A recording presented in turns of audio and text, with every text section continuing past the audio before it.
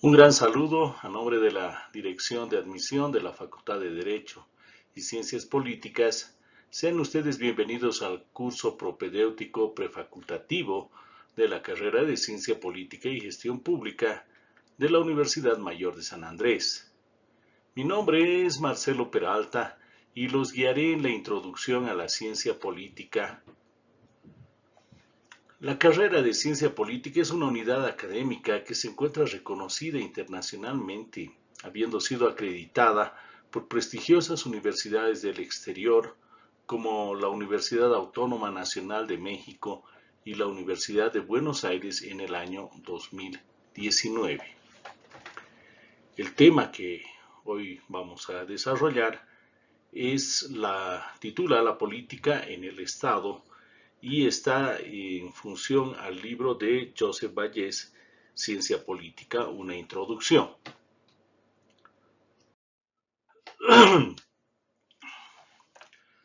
Joseph Vallès nos habla de los elementos constitutivos del Estado y nos dice que estos elementos constitutivos del Estado son básicamente tres. Primero es la población, luego el territorio y la soberanía. Vamos a ver cada uno por su lado. Pero podemos ver también en la imagen de la derecha un dibujo mediante la cual el profesor pregunta, o dice definir Estado. ¿Qué es Estado? Y uno de los estudiantes dice el Estado es una unidad de carácter institucional que en el interior de un territorio monopoliza para sí el uso de la violencia legítima. Y otro estudiante piensa, aunque en el pasado se la conocía como la politeia, la res publica y civitas, o también como reinos, imperios o principados. En realidad, la denominación Estado no es tan antigua como ya hemos visto en las anteriores lecciones. La población. No hay ninguna forma política, ni la más simple, ni la más compleja, en la cual no haya existido comunidad humana. Hay organización política siempre y cuando hay comunidad humana. La población es sujeto pasivo y activo de la política estatal. La política estatal tiene su razón de ser en la población. Es la gente el motivo fundamental de la existencia del Estado y de la política. Es esa gente que vemos todos los días, esos coterráneos, esos amigos, esos familiares, esos conocidos que vemos en nuestra vida permanente. Aquí podemos ver la población, la gente en el Prado paceño. Jóvenes hablando, mirando, gente sentada, gente caminando, sonriendo. La gente, la comunidad humana, es la razón de ser del Estado y por la cual se hace política. Y la población es la parte más importante del Estado. Aquí a la derecha vemos otra lámina, donde una lámina del periódico El Deber de Santa Cruz donde nos da una cifra del total de habitantes que tendría Bolivia al año 2021. La cifra asciende a 11.842.000 habitantes, siendo uno de los departamentos más poblados el departamento de Santa Cruz, con 3.353.400 almas. Luego viene La Paz, con 3.023.800 individuos. Y luego Cochabamba, con 2.085.900 habitantes. En cuarto lugar está Potosí, con 907.700 habitantes. Y así continúa. El departamento menos poblado es Pando, con 158.700 ciudadanos. Entonces, esta es la población por la cual el Estado desarrolla su actividad, en la cual el Estado se desenvuelve y para la cual elabora las políticas públicas. Pero acompaña al Estado otro concepto, que es el concepto de nación. Y el concepto de nación propiamente es de común uso recién desde finales del siglo XVIII. ¿Sí? Y el concepto de nación se utiliza para designar a la comunidad humana que forma la esencia del Estado, aquella comunidad humana que el Estado pretende organizar. El uso del término nación es posterior al Estado. El Estado es anterior a la nación. Entonces, es posible pensar que donde el Estado se constituyó antes de que la política utilizara el concepto de nación. En realidad, el Estado, antes de que la política utilizara este término de nación, el Estado ya estaba construyendo nación. El Estado ya estaba impulsando la construcción de la nación como una comunidad imaginaria. El Estado empieza a configurar, empieza a crear, a recrear, a pensar una comunidad humana con vínculos similares.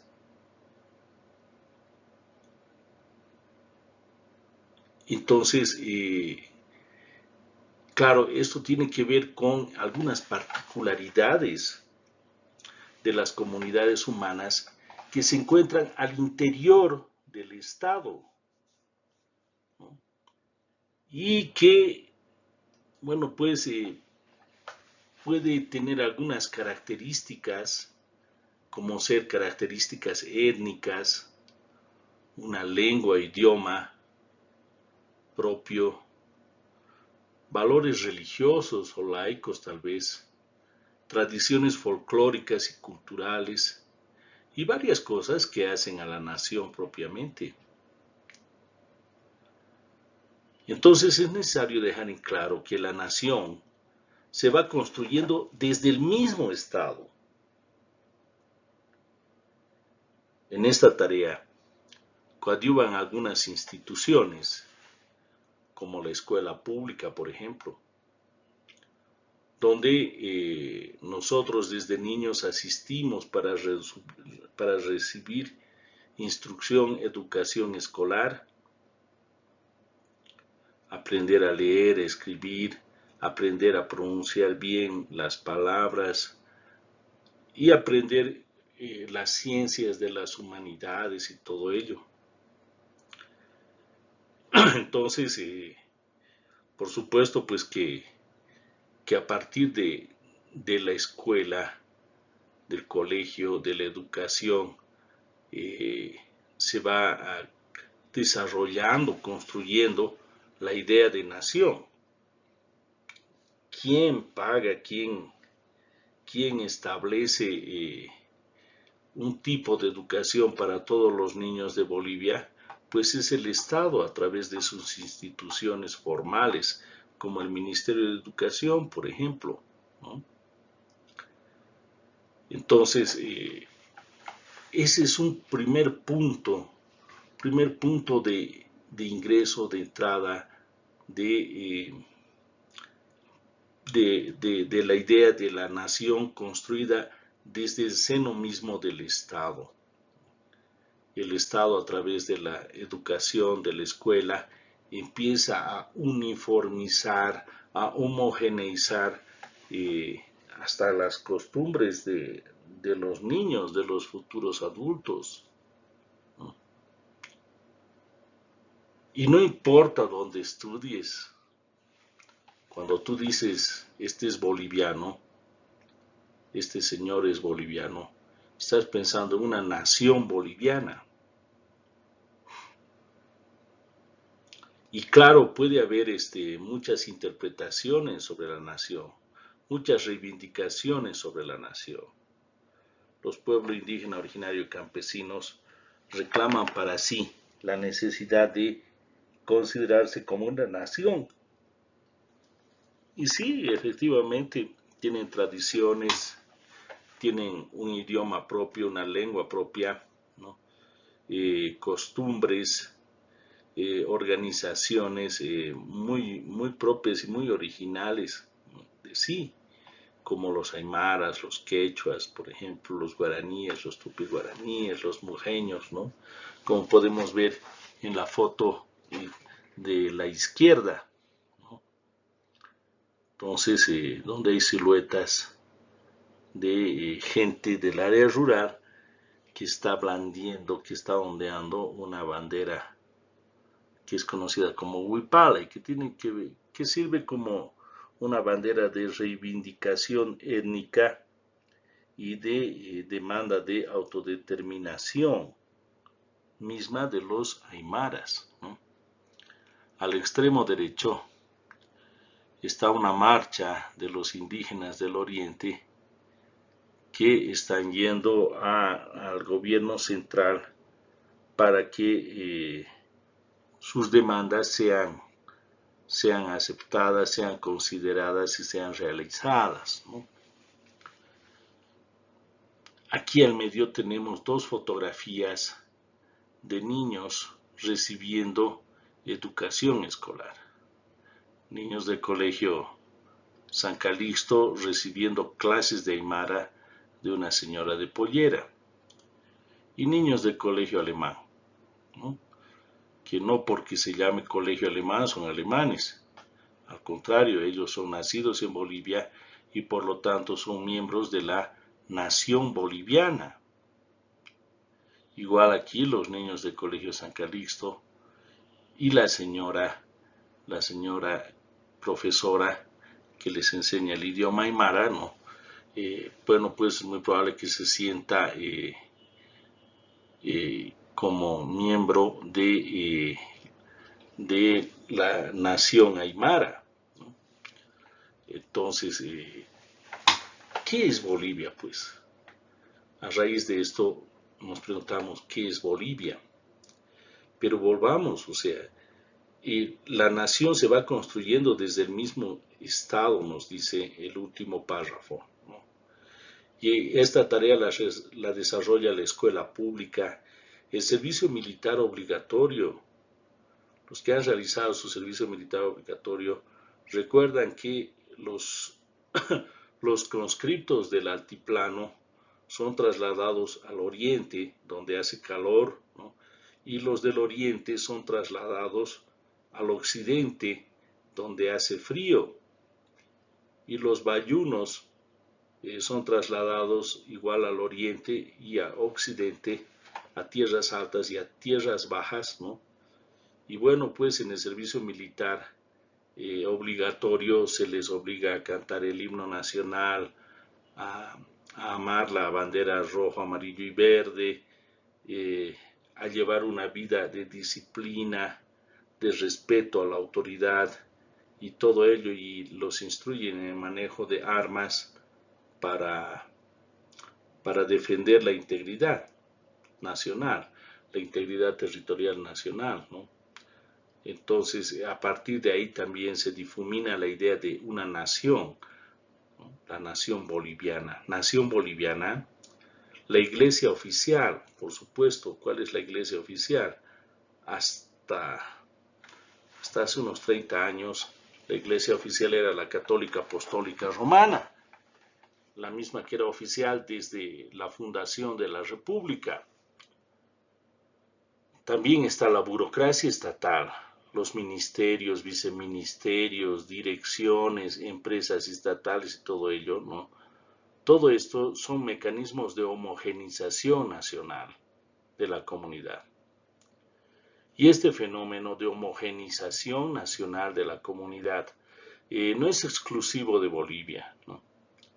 Así también ha ocurrido con relativo éxito, ¿no? En los casos de Francia, por ejemplo, o de España, que han luchado por tener un Estado nacional y aún hasta el día de hoy no han logrado. En el caso de España, por ejemplo, hay los separatistas vascos, ¿no? El Estado vasco, el País Vasco. Luego está Cataluña también, ¿no? Que quieren independencia total, autodeterminación total, no quieren pertenecer a España, ¿no? No obstante que en España el idioma obligado, el primer idioma ha sido el español, el castellano, ¿no? La lengua de Castilla, y luego las lenguas originarias o vernaculares, las antiguas, ¿no? Lo mismo ha sucedido en Francia, ¿no? Entonces el Estado por sí homogeniza. No le gusta varios idiomas, de preferencia le gusta un solo idioma, le gusta un solo mercado, un solo ejército, una sola fuerza armada, un solo gobierno, no muchos gobiernos, ¿no? Entonces el Estado tiende a homogenizar a la sociedad y a todo ello. Esa es la clave. Ahora la pregunta de oro es, miren, cuando vemos naciones como la nación aymara, la nación quechua, la nación guaraní, tupi guaraní, la nación, es nación lo homogéneo, ¿no? Los isejas, ¿no? ¿Qué es lo que dice la Carta Magna al respecto?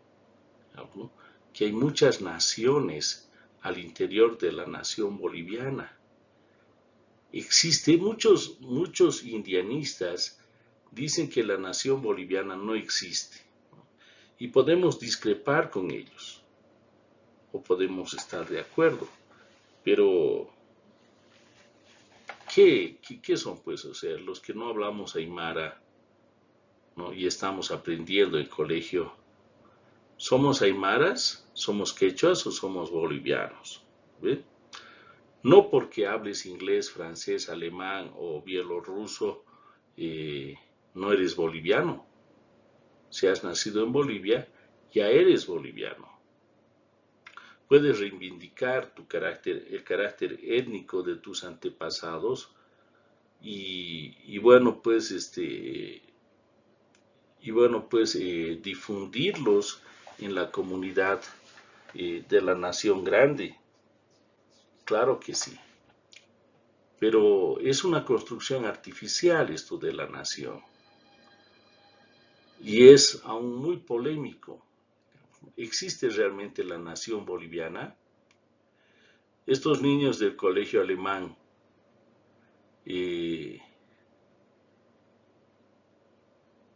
que son diferentes muchas veces incluso a algunos de los indígenas, ¿no son nación? o realmente somos nación. Lo boliviano es una nación, somos la nación boliviana. Lo que ha sucedido en Francia y España se replica en las colonias, pero se está la búsqueda del hombre nacional, del concepto, de ese antropo nacional. Y este antropo nacional responde a criterios culturales, ideológicos, de creencias religiosas, de hábitos culturales, tradiciones, mitología y todo ello. Entonces, para redondear,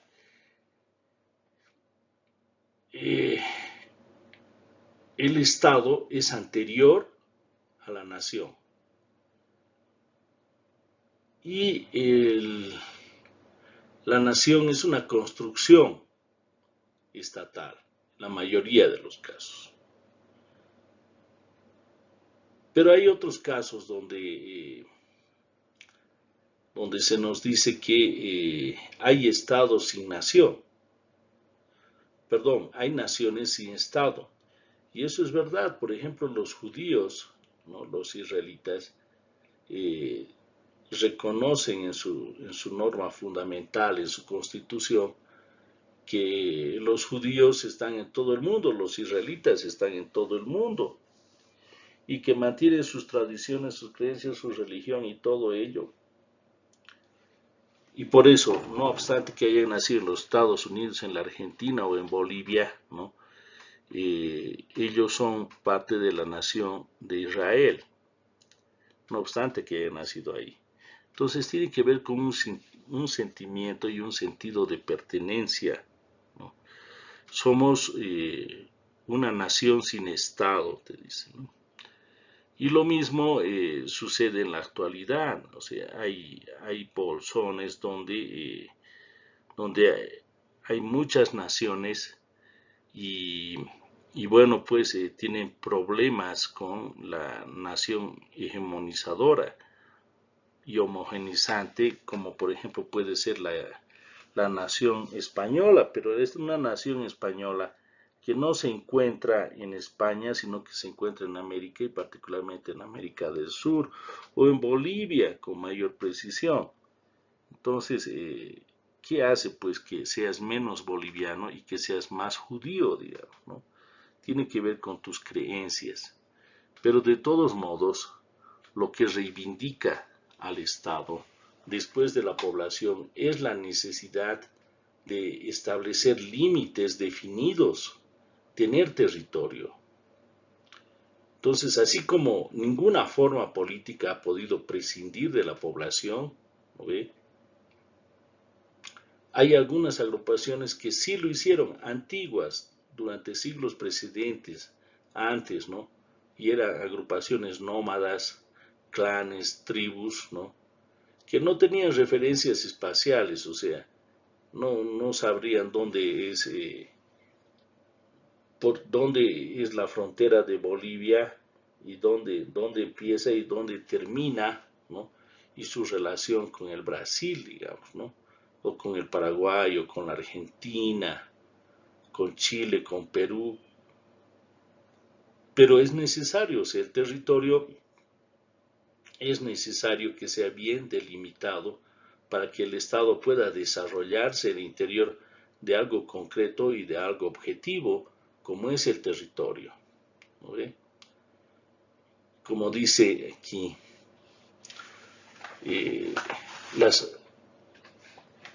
en algunas formas, las imperiales, y en ciertas formas feudales, era más determinante la vinculación personal entre dirigentes y los propios pactos de protección y vasallaje que el ámbito territorial que ocupaban. Claro, no les interesaba mucho el aspecto territorial, sino el poder gestionar ese territorio a favor de una determinada autoridad, ¿no? Y preservar la propiedad de un ciudadano, de un individuo. pero territorio necesariamente tiene que existir, ¿no? Y antes del Estado existía pues muchas unidades políticas territoriales que tenían sus príncipes, pero ya era muy pequeños geográficamente. El Estado nacional, el Estado-nación lo que hace es agrandar el Estado, agrandar el territorio, ¿no? Agrandar el territorio y al interior de ese territorio, pues marcar la diferencia con exclusividad de coacción al interior de ese territorio. Eso es lo que hace el Estado, ¿no? Como dice aquí, el Estado se ha caracterizado por delimitar claramente el espacio de su actuación, ¿no? ¿Dónde voy a actuar? ¿Dónde me voy a desenvolver? O sea, yo no puedo entrarme a la casa de mi vecino, digamos, sin su permiso. Sin embargo, en mi casa puedo andar, pues si quiero, de manos, de brazos, ¿no? Puedo andar, puedo arrastrarme, puedo dormir hasta las 500, ¿no? Entonces, soy soberano, hago lo que quiero, pero en mi casa, en mi territorio, ¿no? Y es en un determinado territorio donde el Estado se concretiza y es administrado por, eh, por la política, pues por los políticos, ¿no? Entonces, es eso lo importante. Todo lo contrario, por decirles, anteriormente el Estado se había caracterizado claramente por delimitar el espacio de su actuación. ¿Qué conforma el territorio? ¿Qué conforma este territorio que conforma el Estado? Pues es el ámbito físico, la tierra, el agua, el espacio aéreo, o mediante trazo de fronteras. De aquí a aquí es mío, de aquí para allá es tuyo, ¿no? Y así sucesivamente. Entonces hay un respeto, pero hay una definición de espacios, de territorio. En el caso boliviano, se dice que Bolivia ha perdido como un poco más de la mitad del territorio que tenía desde que se fundó la República, ¿no? Entonces, es eso, digamos, donde el lugar físico donde se desenvuelve un gobierno y un Estado, ¿no ve? La expansión de la forma estatal, como dice aquí, ha llevado a todo el planeta, a que todo el planeta esté hoy dividido en territorios nacionales. Son territorios, nosotros vemos el mapamundi y vemos varias banderas, vemos varios planisferios. Luego está el concepto de soberanía. El tercer elemento constitutivo que caracteriza al Estado, junto a la población y el territorio, ¿no? Es el concepto de ciudadanía, de soberanía. La soberanía es aquella capacidad exclusiva que, que se tiene para tomar decisiones obligatorias, vinculantes, para esta población que vive en el territorio, ¿no? Y o sea, en aquel territorio. Y este concepto de soberanía deviene desde el siglo XVII, ¿no? La soberanía, como nos dice aquí, es la cualidad que dota a la entidad estatal de un poder originario que no depende ni interna ni externamente de otra autoridad. La autoridad máxima es el Estado y sus gobernantes. Ellos se desenvuelven en un determinado ámbito territorial con una determinada población, ¿no? Pero no hay mayor autoridad en ese territorio que la que tienen los gobernantes que administran ese Estado. A eso se le llama soberanía, no tener dependencia ni interna ni externa de otra autoridad y poder tomar decisiones, ¿no?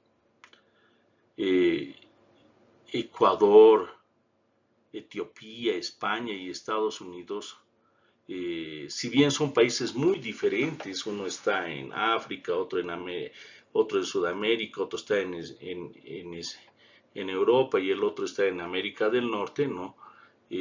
pues son iguales como estados soberanos en la comunidad de naciones, en la comunidad de los estados, ¿no? Son iguales, todos son países soberanos, ¿ve? No hay máxima autoridad que ellos en su territorio.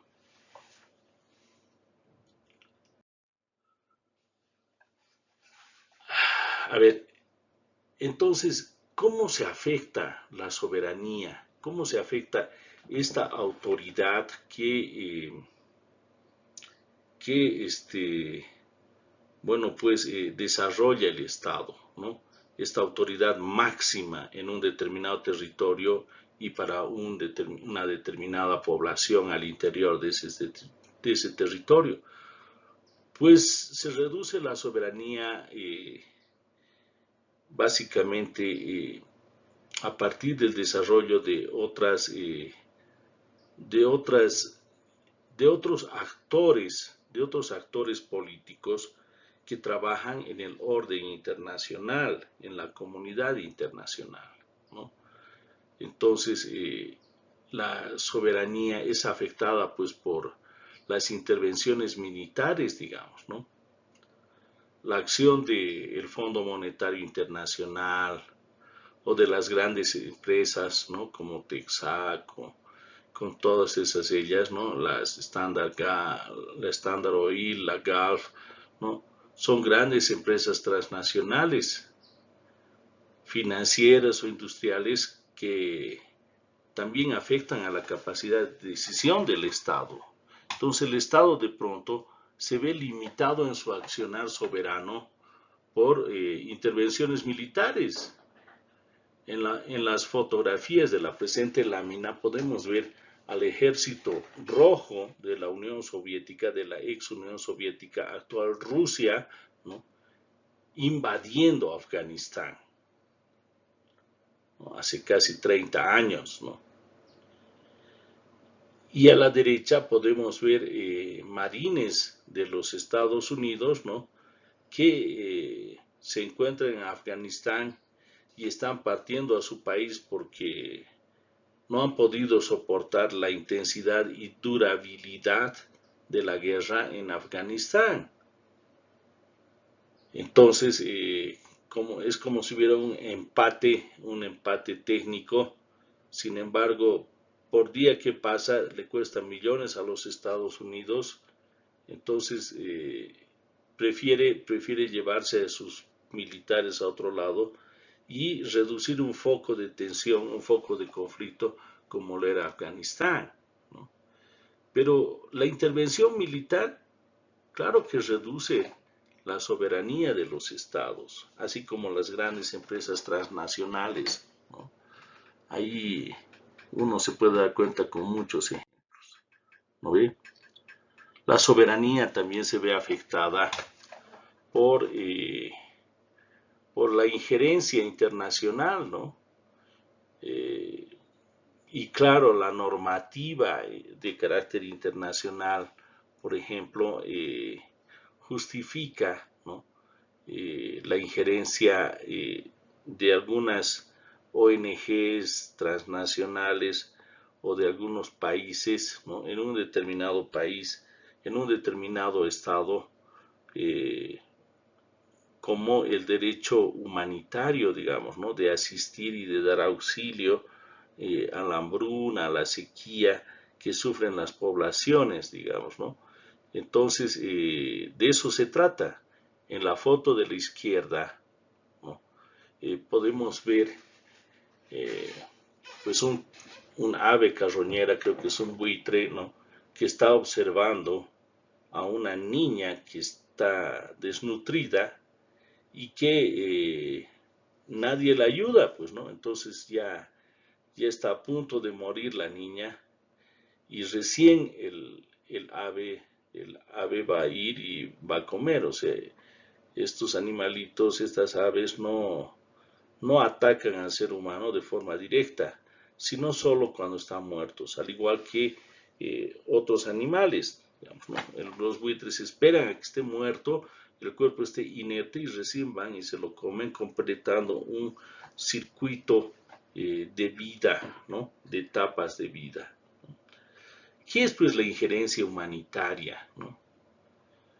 En pocas palabras dice, se trata de una intervención organizada por uno o más estados y organismos internacionales en contra de otro estado soberano, generalmente empleando la fuerza militar armada, con el fin de proteger a la población civil de violaciones ante situaciones de emergencia derivadas de una guerra civil, genocidio, hambrunas, epidemia, entre otros, ¿no? Entonces, de eso se trata, digamos. Es una justificación de la intervención por un poder externo de un Estado o de una organización interestatal en el interior de otro Estado con el objeto de asegurar el respeto a los derechos fundamentales, o sea, el respeto a la vida, que es lo primordial, ¿no? Y este respeto a la vida muchas veces no es no es,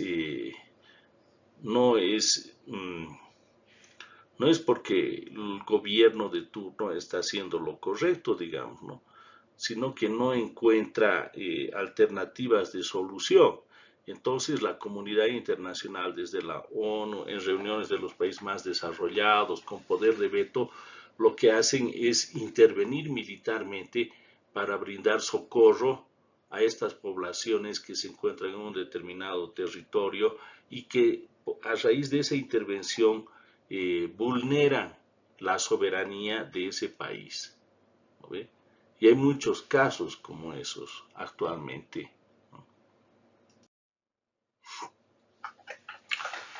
Luego, eh, eso en cuanto al Estado, ¿no? Pero el Estado, ¿cómo trabaja el Estado? ¿Cómo funciona?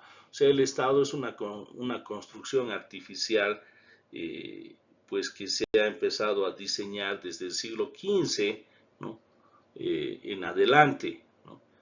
Y que tiene que ver con todo aquello que les he mencionado, digamos, ¿no? Con la creación de la nación, con la administración de, de la burocracia en general por parte de los distintos niveles de gobierno y todo ello, ¿no?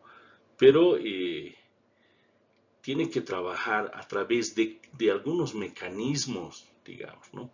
Entonces, no es solamente teoría, Estado es población, territorio y soberanía, ¿no? ¿Y cómo funciona eso? ¿Cómo da solución a los problemas de la gente? ¿Cómo la política gestiona el conflicto que hay entre la población, entre la gente? ¿Cómo lo hace? ¿No? Lo hace a través de las instituciones, ¿no? Como dice aquí, de la práctica a la institución, ¿no? Sabemos que el Estado es un modo histórico de organizar la actividad política.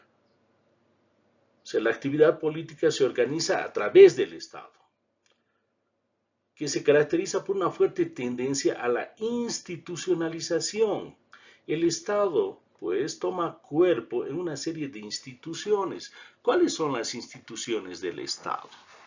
El Parlamento, el gobierno, el ejército, el sistema escolar público, la burocracia, los tribunales de justicia, las empresas estatales, etcétera.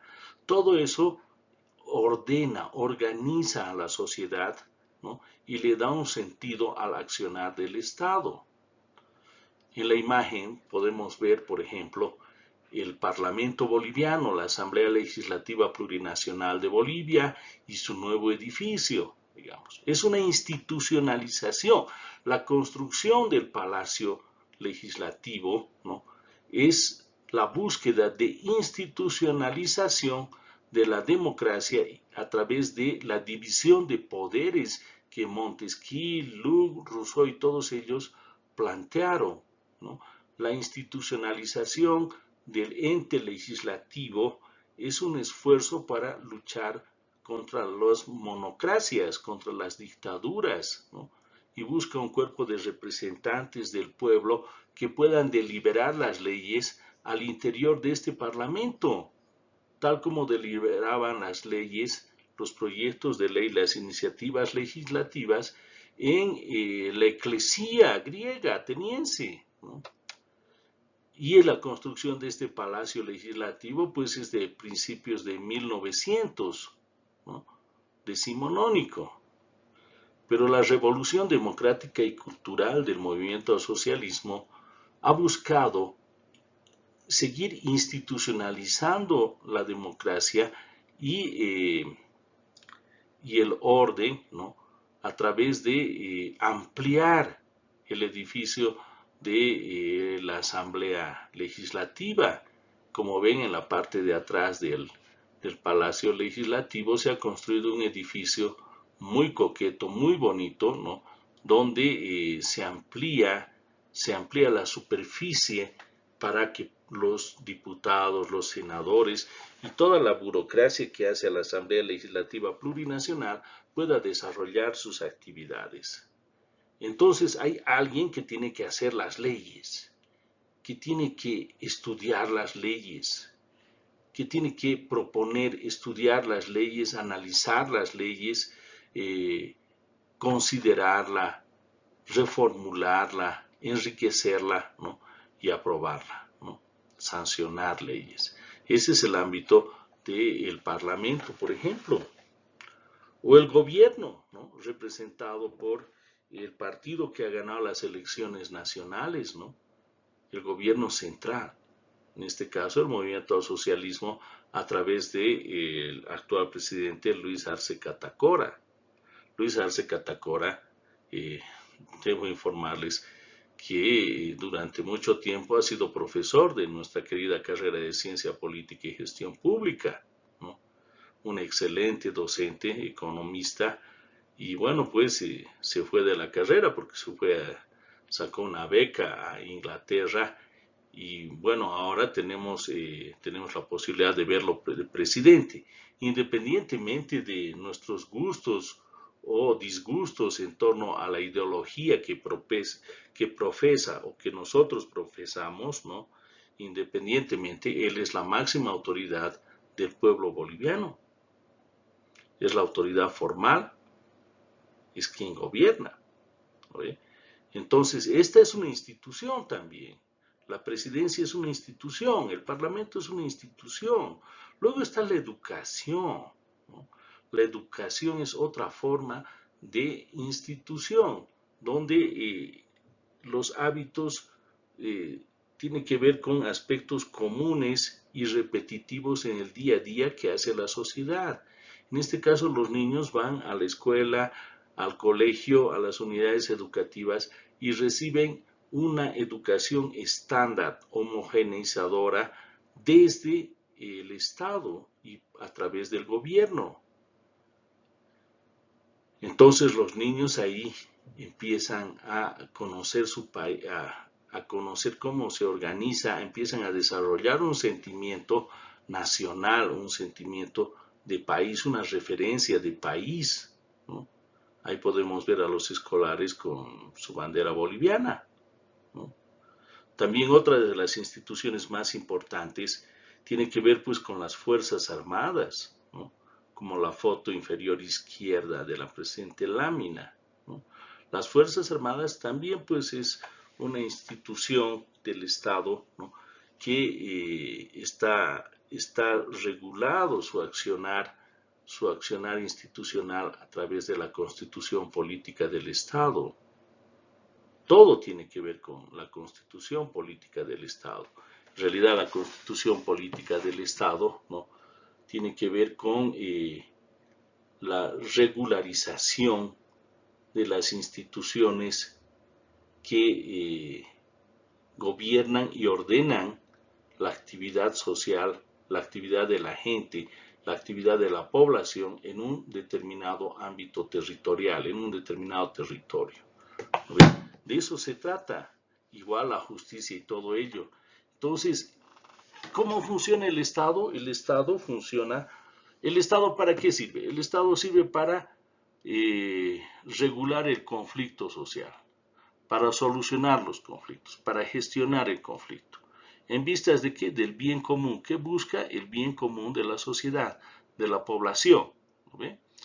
¿Cómo lo hace? Lo hace pues a través de las instituciones, de esas prácticas cotidianas repetitivas, permanentes, que lleva adelante la gente y lo hace a través de su burocracia, de sus edificios, de sus instituciones como las Fuerzas Armadas, como la Asamblea Legislativa, los tribunales, los ministerios y todo ello. A través de eso le pone orden a la sociedad. ¿No ve? Cuando hablamos de instituciones, no solamente nos vamos a referir a los edificios, ¿no? Uy, qué bonito el nuevo edificio del Parlamento, ¿no? De la Asamblea Legislativa Plurinacional. Es una belleza, tiene un hemiciclo hermoso, con unas figuras en el fondo del andinocentrismo que está imperando actualmente, ¿no? Entonces, una belleza, claro que sí, ¿no? Pero esas son las instituciones, es algo concreto, digamos, ¿no? Los ministerios, uy, qué bonito ese Ministerio de Economía que está en la Mariscal Santa Cruz, esquina Loaiza. Uy, qué edificio más bonito, caramba. Había sido elaborado por el arquitecto, no me acuerdo, ¿no? Por determinado arquitecto, el mejor arquitecto que había en Bolivia, sí, que esto, que el otro. Perfecto, Calderón, ¿no? Por Calderón. Perfecto. Ese es el edificio del ministerio, el nuevo palacio de gobierno, ¿no? La casa del pueblo, que le domina la casa del pueblo, ¿no? Uy, semejante monolito, es un edificio grande. Claro, ahí va a alberga varias de las instituciones que hacen funcionar el Estado. Claro que sí, ¿no? Entonces, pero cuando hablamos de instituciones, no solamente, no solamente nos referimos a estas, sino también nos referimos a instituciones que hay en la sociedad, en la población, ¿no? En la vida cotidiana, ¿no? Entonces, hablamos de instituciones, como dice la lámina, para describir una serie de conductas que se ajustan a pautas o reglas permanentes, algo que sucede frecuentemente. Estas pautas o conjunto de reglas, ¿no? Que generalmente no son escritas, no están escritas como en la Constitución o en las leyes, no están escritas, ¿no? Sino son parte de las costumbres de la sociedad, ¿no? Definen qué posiciones ocupa cada uno de los actores en sus relaciones recíprocas, ¿no? Cómo se accede a dichas posiciones, qué recursos y actividades están disponibles y cuáles no lo están. Yo no puedo ser cura porque me dé la gana el día de mañana, ¿no? Tengo que entrar al seminario, tengo que ser novicio, ¿no? Ir al área rural y luego ya recién me pueden ascender a curita, digamos, ¿no? Entonces hay algunas pautas institucionales que tú debes cumplir, ¿no? Una institución se distingue de una actividad circunstancial o episódica. Una institución es más que una circunstancia o que un episodio anecdótico. Una circunstancia es una serie de conductas repetitivas, se repiten frecuentemente en la sociedad. Las instituciones van efectivizándose, concretizándose, cristalizando cuando se definan pautas estables. Cada fin de semana voy a ir a ver voy a ir al estadio a ver el fútbol, como en la foto inferior izquierda, ¿no ve? Pues soy hincha del Die Strongest, ¿no? O soy hincha del Bolívar, digamos, ¿no?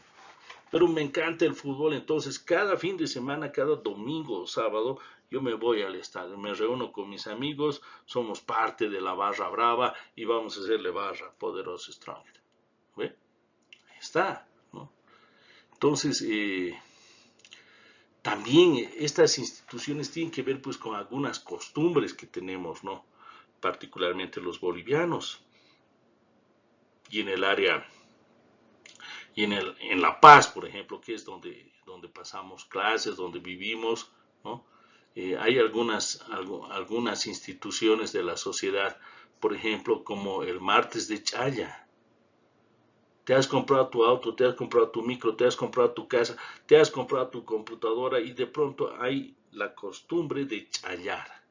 ¿Para qué chayas? Para que eso que has comprado te dure mucho tiempo.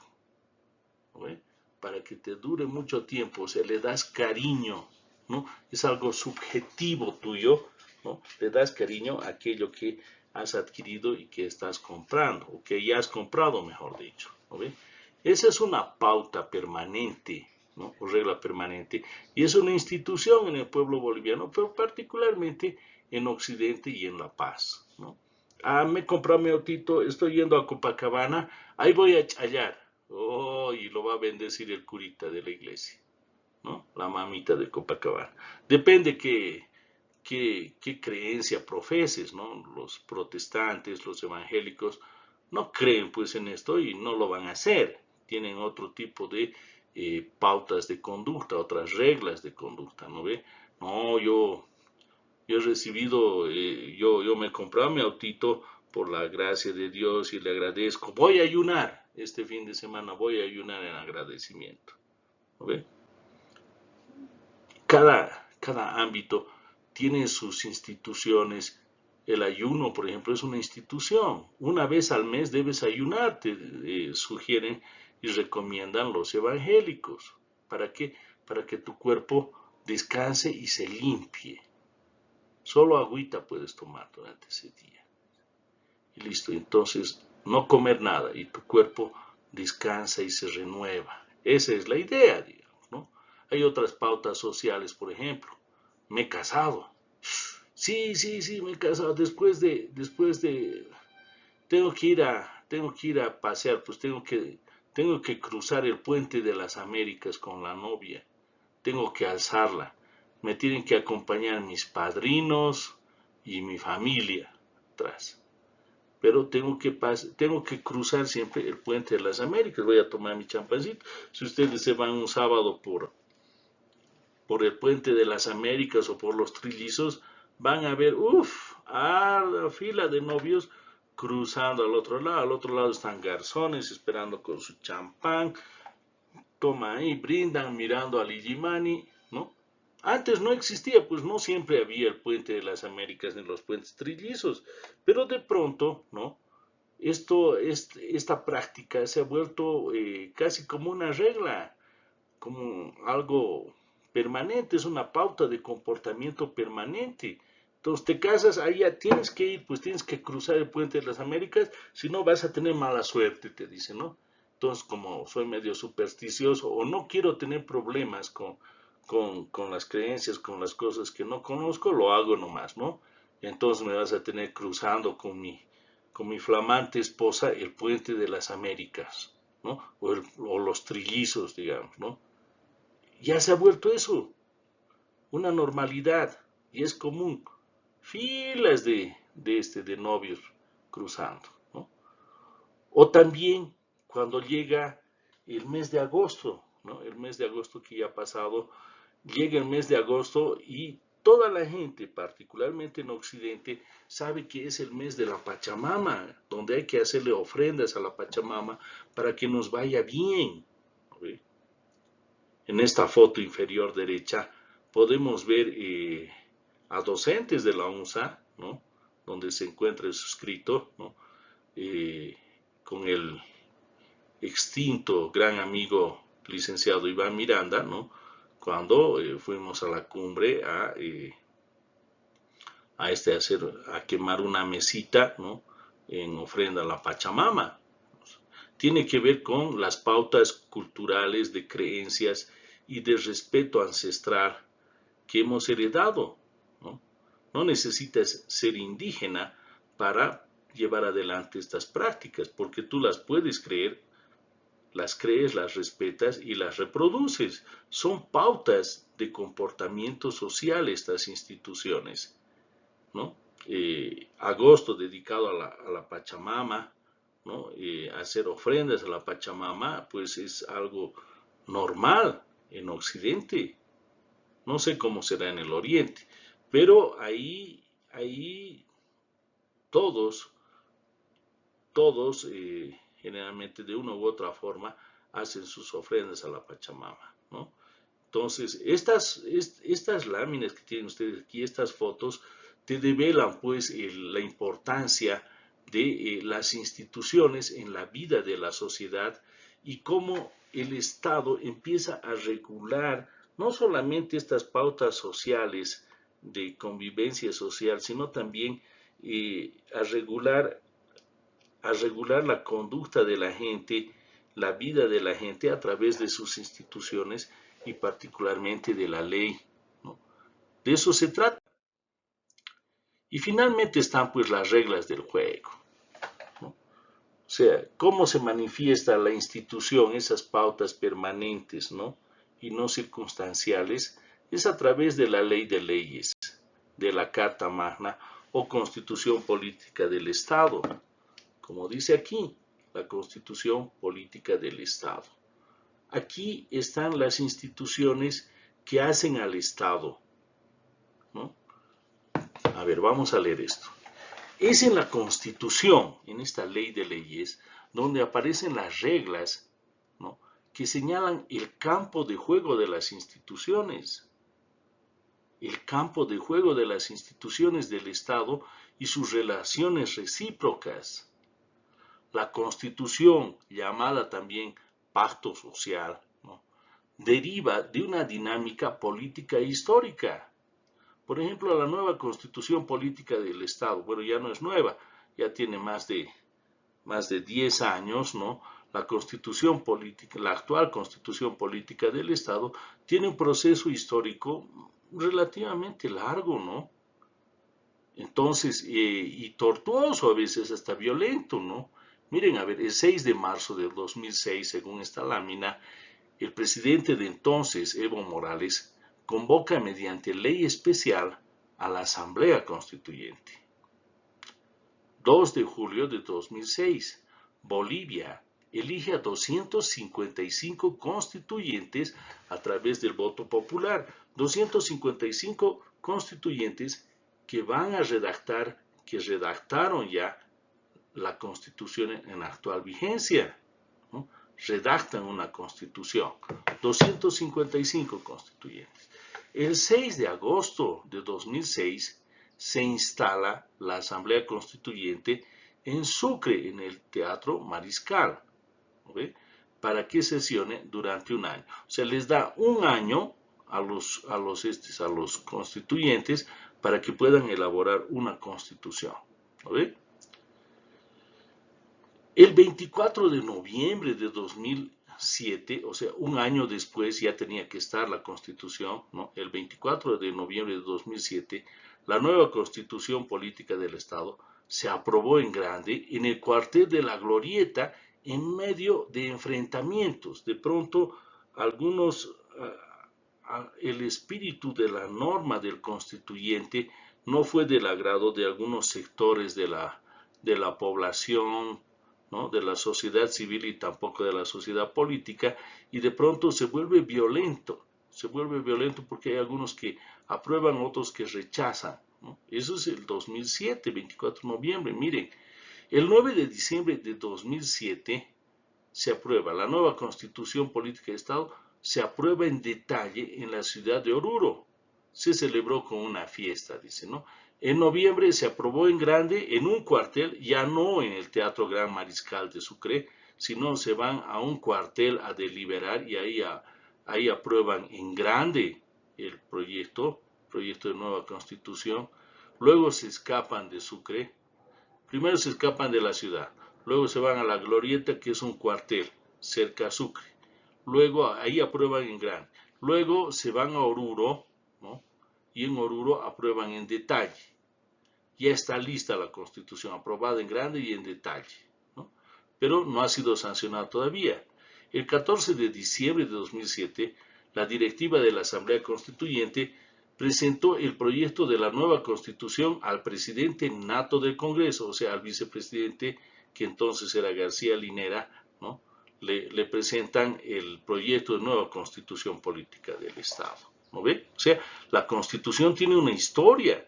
El 21 de octubre de 2008, nos dice la cronología, ¿no?, hubo una marcha para la aprobación de la nueva Constitución Política del Estado desde Caracollo. Morales, que era el presidente, Evo Morales, se unió en el alto. Miren, una gran marcha de apoyo. Pero ya un año después, miren, el 14 de diciembre de 2007, le entregan, ¿no?, el proyecto de nueva constitución al presidente nato del Congreso.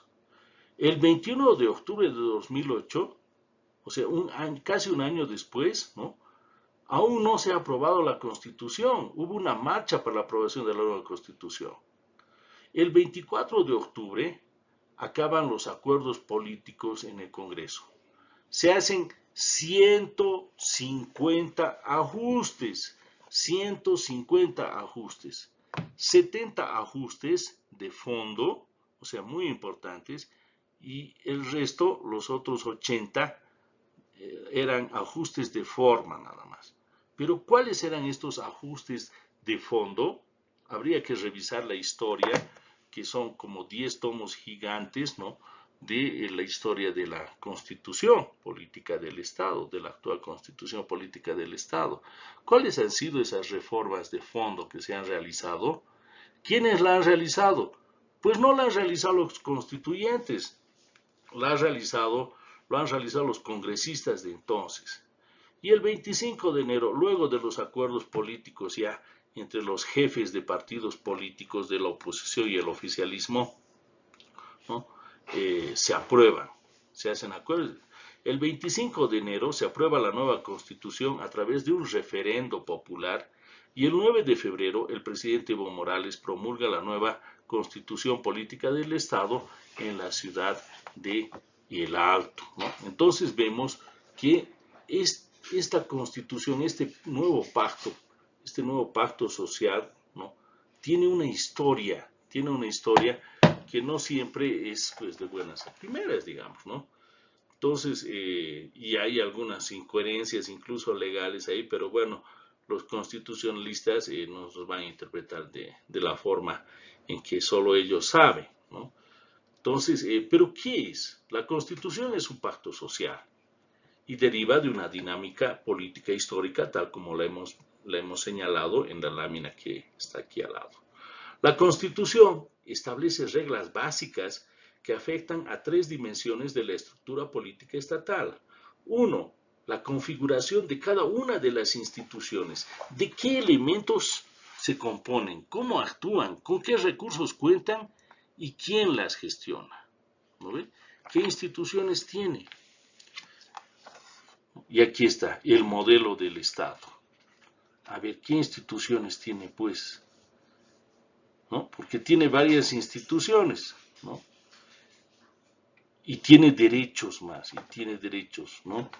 Entonces, esta constitución pues, es muy complicada, esta de aquí que tengo.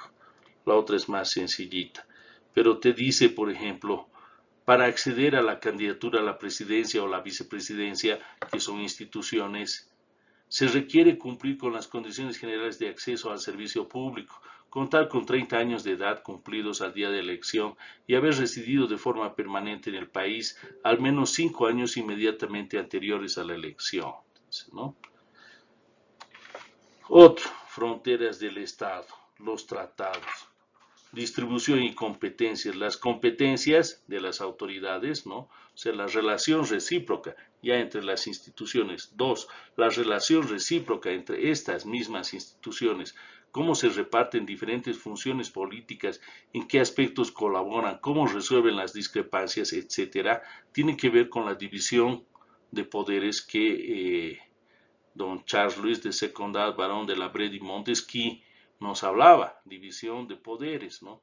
Pero división e interacción y control de las instituciones, ¿no? Entonces, de los poderes estatales en este caso, ¿no? De los órganos estatales, cómo funcionan, qué hacen, cómo hacen, quiénes hacen y cómo resuelven sus discrepancias, digamos, ¿no? Te dice aquí está en la Constitución y en las leyes específicas, ¿no? Desde la política fiscal, la función del Estado en la economía, las fronteras del Estado, el Ministerio Público, la posición del ciudadano frente a las instituciones, cómo participa en su funcionamiento efectivo, cuáles son sus derechos y sus obligaciones ante las instituciones estatales, por ejemplo, ¿no? y los derechos, por ejemplo, del individuo, ¿no? Los derechos fundamentales, por ejemplo. Aquí están las reglas del juego y son instituciones porque todos tienen que cumplir esto. Por eso es una institución de instituciones, ¿no? Toda persona, artículo 15, derechos fundamentales. Toda persona tiene derecho a la vida y a la integridad física, psicológica y sexual. Nadie será torturado ni sufrirá tratos crueles, inhumanos, degradantes, humillantes. No existe la pena de muerte. Romanos 2. Todas las personas, en particular las mujeres, tienen derecho a no sufrir violencia física, sexual o psicológica, tanto en la familia como en la sociedad. Romanos 3. A ver. Romanos 3. El Estado adoptará las medidas necesarias para prevenir, eliminar y sancionar la violencia de género y generacional. Cuando dice generacional tiene que ver con niños y jóvenes, así y con ancianos también, así como toda acción u omisión que tenga por objeto degradar la condición humana, causar muerte, dolor y sufrimiento físico, sexual o psicológico, tanto en el ámbito público como privado. Son derechos fundamentales, ¿no? Ninguna persona podrá ser sometida a servidumbre ni esclavitud. Se prohíbe la trata y tráfico de personas, ¿no? Son derechos fundamentales, miren, ¿no? Entonces, nos dice incluso cómo se organiza, cómo es el sistema de gobierno, ¿no? De los bolivianos. ¿Cómo te gobiernas? Es una institución. El gobierno es una institución. La República de Bolivia adopta para su gobierno la forma democrática participativa. La democracia es una de las instituciones más valiosas de la organización política, de la forma política, ¿no? La República de Bolivia adopta para su gobierno la forma democrática participativa, representativa y comunitaria con equivalencia de condiciones entre hombres y mujeres. La democracia se ejerce de las siguientes formas que serán desarrolladas por ley, una ley marco, directa y participativa, por medio del referendo, la iniciativa legislativa ciudadana, la revocatoria de mandato, la asamblea, el cabildo y la consulta previa. Las asambleas y cabildos tendrán carácter deliberativo conforme a la ley. 2. Democracia representativa por medio de la elección de representantes por voto universal, directo y secreto conforme a ley. 3. Democracia comunitaria por medio de la elección, designación o nominación de autoridades y representantes por normas y procedimientos propios de las naciones y pueblo indígena originario campesinos, entre otros, conforme a ley. Por lo tanto, las reglas del juego que lleva adelante el Estado se realizan a través de las instituciones. Y todas estas reglas del juego y las instituciones que llevan adelante esto se encuentran aquí, se encuentran en la Constitución Política del Estado. Por lo tanto, las reglas del juego están aquí, señores, aquí están.